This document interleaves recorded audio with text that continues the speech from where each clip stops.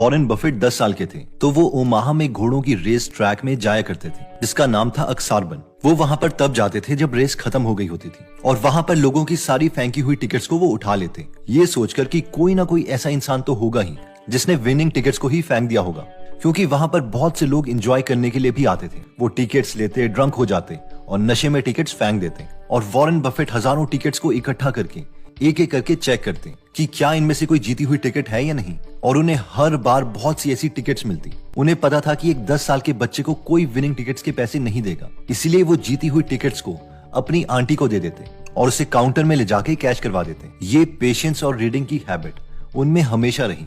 जब वो 20 साल के हुए तो उन्होंने इन्वेस्टिंग करियर स्टार्ट किया बफेट पार्टनरशिप के नाम से। तो वो पूरे दिन मूडीज मैनुअल को पढ़ते रहते। जिन्हें नहीं पता कि मूडीज मैनुअल क्या होता है, तो आजकल तो हमारे पास वेबसाइट्स हैं जिनमें कंपनीज की इंफॉर्मेशन को ऑर्गेनाइज किया गया है और हम जैसे चाहें वैसे उसे स्क्रीन कर सकते हैं सेकंड्स में। लेकिन पहले जब टेक्नोलॉजी एडवांस नहीं हुई थी तब एक बुक आती थी जिसे मूडीज मैनुअल कहा जाता था, जिसमें बहुत ही छोटे छोटे लेटर्स में कंपनी के बेसिक फाइनेंशियल्स दिए होते थे। आई मीन एक ही पेज में 5-6 कंपनीज के फाइनेंशियल्स, और वॉरेन बफेट पूरा दिन उन्हें पढ़ते रहते थे। और आज भी वॉरेन बफेट बुक से लेकर कंपनी की एनुअल रिपोर्ट्स बस पढ़ते रहते हैं और उनका मानना है कि सबसे बड़ी कंपाउंडिंग नॉलेज की होती है जो बहुत से लोग समझ नहीं पाते। Read and read and read. I probably read 5 to 6 hours a day. तो सबसे पहला रूल इन्वेस्टिंग का यही था, learn a lot, read a lot. Investing का सेकंड रूल आता है know what you own. Peter lynch अपनी बुक बीटिंग द स्ट्रीट में बताते हैं कि सेंट एग्नेस नाम के स्कूल के 7th क्लास के बच्चों ने एक 14 कंपनीज का पोर्टफोलियो तैयार किया था जिसका 2 साल का रिटर्न 70% था, जबकि अमेरिका के इंडेक्स फंड S&P का गेन 26% था। आई मीन इंडेक्स फंड को बीट कर दिया। एक्चुअली ये सब शुरू हुआ था एक क्लास टीचर और CEO जॉन मैरिसी की डिस्कशन के बाद। ये दोनों एक थ्योरी प्रूव करना चाहते थे कि किसी को MBA नहीं चाहिए, ना ही इवन ड्राइविंग लाइसेंस या एक्सेल में स्किल्स चाहिए अच्छी इन्वेस्टमेंट्स करने के लिए, और ये थ्योरी प्रूव भी हो गई। तो सवाल ये था कि बच्चों ने ये स्टॉक्स चूज कैसे किए, इनके टीचर्स ने इन्हें ऐसा क्या सिखाया था। तो पहली चीज जो बच्चों को सिखाई गई थी वो ये थी कि कभी भी ऐसी कंपनीज में इन्वेस्ट मत करना जिसे तुम एक क्रेयॉन लेके समझा ना पाओ कि कंपनी करती क्या है।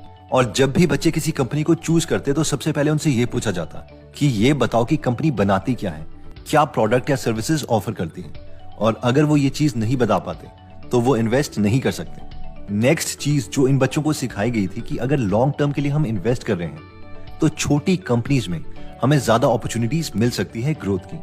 अब देखो होता यह है कि लेट्स से अभी रिलायंस की मार्केट कैपिटलाइजेशन है करीबन 16.6 लाख करोड़ रुपए। तो अगर हम रिलायंस के शेयर्स खरीदते हैं तो हमारे पैसे 10 टाइम तभी होंगे अगर ये मार्केट कैप भी 10 गुना हो जाएगी, यानी 16.6 लाख करोड़ से 166 लाख करोड़, जिसे अचीव करने के लिए रिलायंस को नए प्रोडक्ट्स लॉन्च करने पड़ेंगे या कुछ मेजर चेंजेस लाने पड़ेंगे, क्योंकि जिन भी मार्केट्स में ये ऑलरेडी हैं वहां पर तो वैसे भी ये मेजर प्लेयर ही है।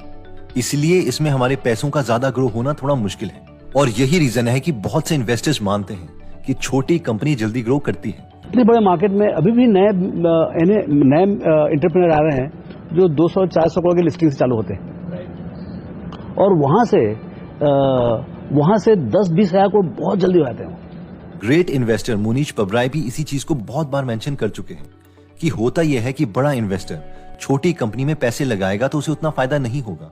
अगर मैक्सिमम वो 50 लाख ही लगा पाता है और कंपनी 10 गुना भी हो जाती है तो भी उसका पैसा 5 करोड़ ही होगा, जो उसके लिए उतना ज्यादा फायदेमंद नहीं है। इसलिए जैसे जैसे इन्वेस्टर्स बड़े होने लगते हैं वो बहुत छोटी कंपनीज छोड़ के बड़ी कंपनीज में पैसे इन्वेस्ट करते हैं जिनमें ज्यादा पैसे इन्वेस्ट किए जा सके। अब इससे होता यह है कि हम जैसे छोटे इन्वेस्टर्स को इन छोटी कंपनीज में इन्वेस्ट करने के लिए अपॉर्चुनिटीज मिल जाती हैं। The bottom continuously gets emptied out, right? So the people who were really good at finding the investments, less than 10,000 to put to work, less than 100,000 to put to work, if they're really good, they move up. Next rule कहता है hold no more stocks that you can remain informed on. ये concept बोलता है कि एक human mind maximum 8 से 15 companies को ही follow कर सकता है, उनके बारे में इन्फॉर्म्ड रह सकता है, और इसलिए बेटर यही है कि हम पूरी जिंदगी में 10 से ज्यादा स्टॉक्स ना ही ले तो बेटर है। लेकिन वो 10 के 10 स्टॉक्स ऐसे होने चाहिए कि बस हमें ऐसा फील हो कि हम एक्चुअल में उस कंपनी के मालिक से मिले हैं और उनके साथ 100 पेज के अग्रीमेंट को साइन करके हमने उनके साथ डील की है और फिर उन्हें पैसे देके उस कंपनी के शेयर्स खरीदे हैं। इन शॉर्ट वॉरेन बफेट का भी यही मानना है कि अगर हमें 3 सुपर बिजनेसेस मिल जाएं जो बहुत अच्छा कर रहे हैं तो एक एवरेज आदमी को इससे ज्यादा नहीं चाहिए लाइफ में अच्छा करने के लिए। adding to it. But 3 wonderful businesses is more than you need in this life to do very well. Next rule of investing कहता है if you like the product chances are you will love the stock. Peter Lynch कहते हैं कि मेरी family में तीनों लड़कियां gap के कपड़े पहनती थी, लेकिन इन्वेस्टर होने के बावजूद मैंने कभी ये नहीं सोचा कि इस कंपनी में भी मैं इन्वेस्ट कर सकता हूँ। और इस कंपनी का प्राइस 1 साल में 13 गुना हो गया था। लेकिन अगली बार वो केयरफुल थे। वो अपनी तीनों डॉटर्स को मॉल में लेके गए और उन्होंने देखा कि वो कौन सा प्रोडक्ट लेना चाह रही हैं। लेकिन इस बार वो गैप के शोरूम में नहीं गई, वो बॉडी शॉप नाम की एक शॉप में गई। वहां पर पीटर लिंच ने देखा कि बहुत सी ऐसी औरतें हैं जो बॉडी शॉप से लोशन, क्रीम्स वगैरह ले रही हैं और दुकान एकदम लोगों से पैक्ड थी। अगले ही दिन ऑफिस पहुंचते ही पीटर लिंच ने बॉडी शॉप की एनुअल रिपोर्ट्स मंगवाई और उसकी फंडामेंटल एनालिसिस के बाद उन्हें पता चल गया था कि ये कंपनी बहुत एग्रेसिवली पूरी दुनिया में अपने शोरूम्स खोल रही है और हर शोरूम प्रॉफिटेबल है। इसलिए उन्होंने ये स्टॉक अपनी मैनेजमेंट को रेकमेंड कर दिया और इसका प्राइस मल्टीपल टाइम्स बढ़ा भी। इंडिया में भी सेम केस है।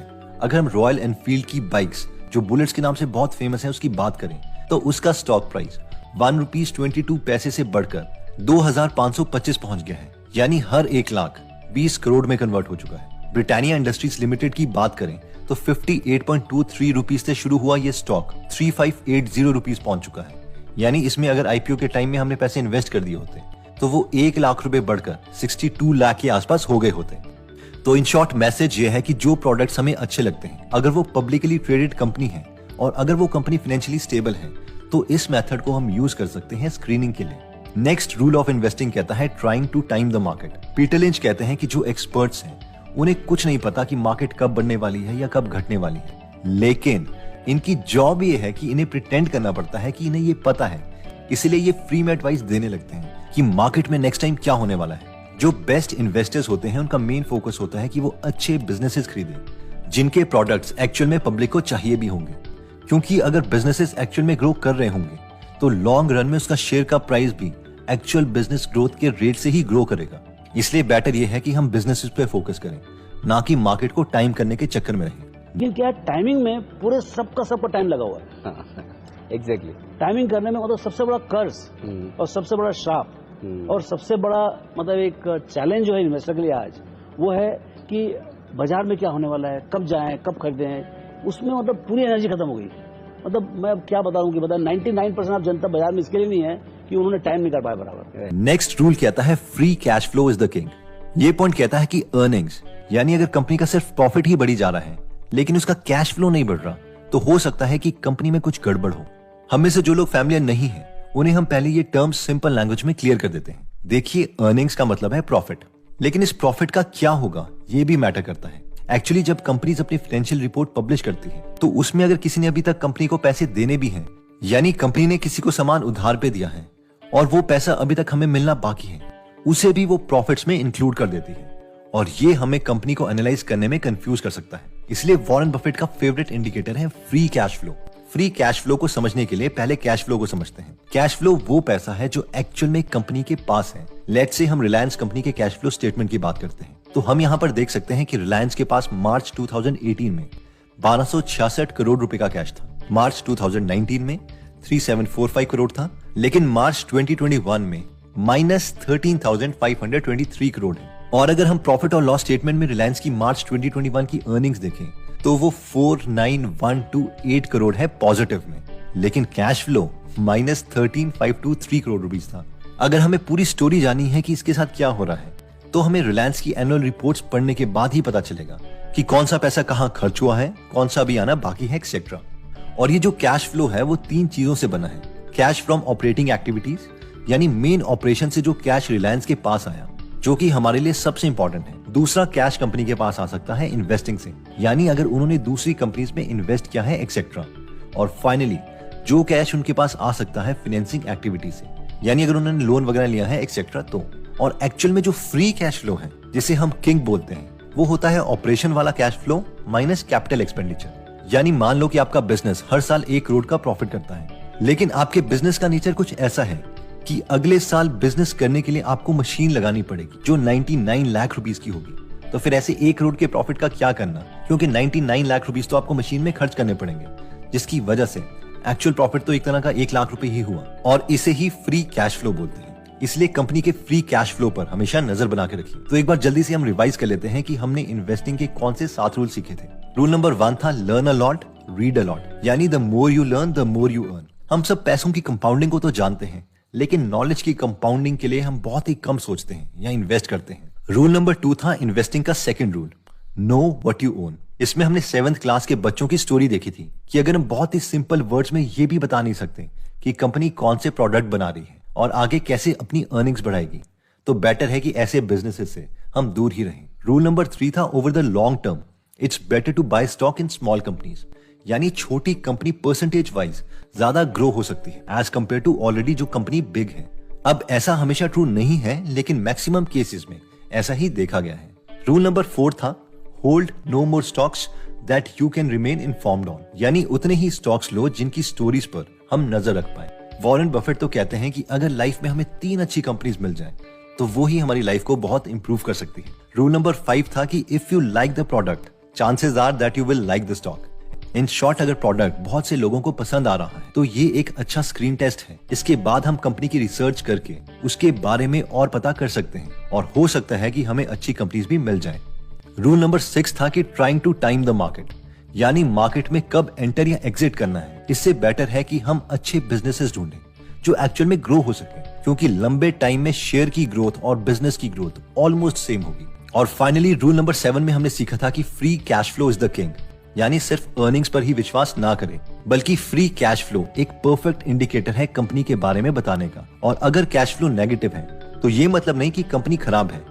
इसका ट्रू रीजन को जानने के लिए हमें कंपनी की एनुअल रिपोर्ट्स पढ़नी पड़ेगी, उनकी अर्निंग कॉल सुननी पड़ेगी। अच्छी कंपनीज भी इतनी आसानी से नहीं मिलती, तो मेहनत तो करनी ही पड़ेगी। दोस्तों, अगर आप भी बुक्स में विश्वास करते हैं कि वर्ल्ड के टॉप लोगों ने जो बुक्स में आइडियाज लिखे हैं वो हमारे माइंडसेट को इंप्रूव कर सकते हैं, तो आप गीगल एप्लीकेशन डाउनलोड कर सकते हैं, जहां पर 1000 से ज्यादा मेंटर्स की अमेजिंग बुक समरीज हिंदी में अवेलेबल है, जिन्हें आप पढ़ भी सकते हैं और सुन भी सकते हैं। तो अगर आप रीडिंग में इन्वेस्ट